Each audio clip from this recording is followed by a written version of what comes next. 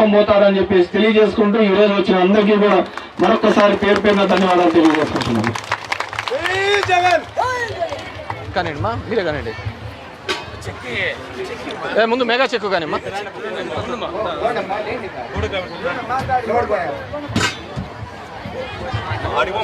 మీరంటే మా మీకు కాదు